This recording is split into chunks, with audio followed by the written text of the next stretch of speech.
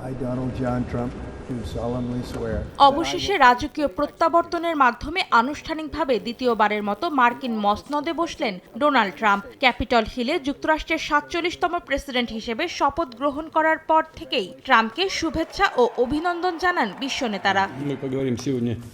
শপথ নেয়ার আগেই ট্রাম্পকে অভিনন্দন জানান রুশ প্রেসিডেন্ট ভ্লাদিমির পুতিন। সোমবার রাশিয়ার জাতীয় নিরাপত্তা কাউন্সিলে দেয়া এক ভাষণে পুতিন বলেন, ইউক্রেন ও যুদ্ধ নিয়ে ট্রাম্প প্রশাসনের সঙ্গে আলোচনায় বসতে আগ্রহী তিনি। নিজস্ব স্বার্থ রক্ষায় ট্রাম্পের সঙ্গে কাজ করতে চান বলে জানান কানাডার প্রধানমন্ত্রী জাস্টিন ট্রুডো।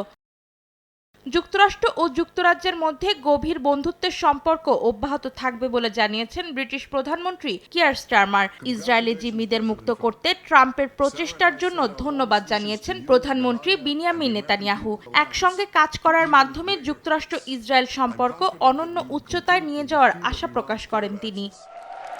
নতুন মার্কিন প্রেসিডেন্টকে আরও অভিনন্দন জানিয়েছেন তুরস্কের president Recep Tayyip Erdogan, German chancellor Olaf Scholz, ইতালির প্রধানমন্ত্রী জর্জিয়া মেলোনি, ব্রাজিলের রাষ্ট্রপতি লুলা দা সিলভা, সুইডেনের প্রধানমন্ত্রী উলফ ক্রিস্টারসন সহ বিভিন্ন দেশের সরকার ও রাষ্ট্রপ্রধান।